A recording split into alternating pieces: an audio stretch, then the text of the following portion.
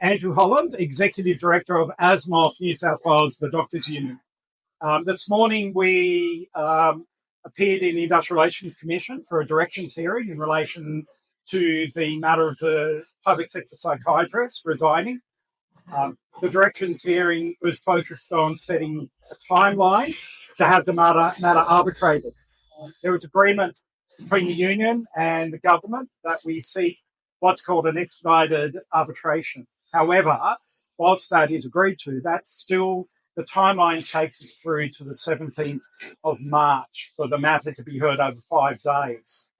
Now, whilst this is necessary for the matter to be heard, what it does present, we believe, is another opportunity for the government to come back to the table with a reasonable offer to the psychiatry members and the union that will salvage the mental health situation that we're dealing with and would encourage our members to not follow through resignations and remain in the public health system. We believe that a reasonable offer that is put forward would be favourably met by the members. And right now, there's been no reasonable offer put forward by the government. And ultimately, we don't believe that the arbitration of the matter is going to resolve a fundamental workforce crisis. We need a genuine attempt to meaningfully negotiate with the members of the union on the broad issues confronting the sector.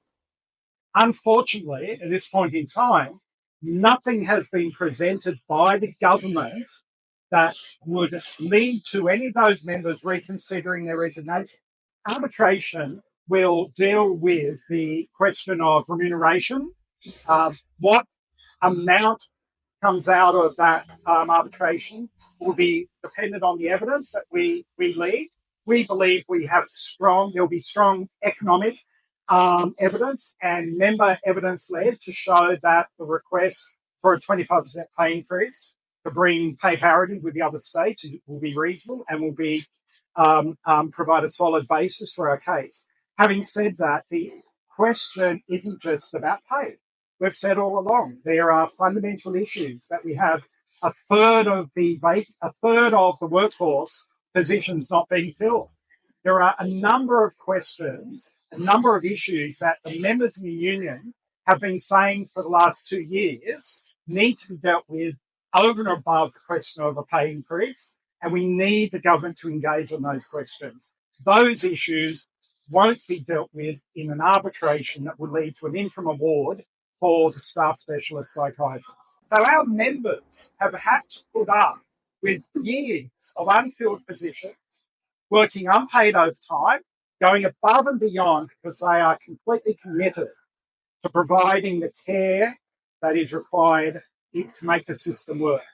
And as we've said, the reason we are confronted with members deciding to resign is because they've hit breaking point.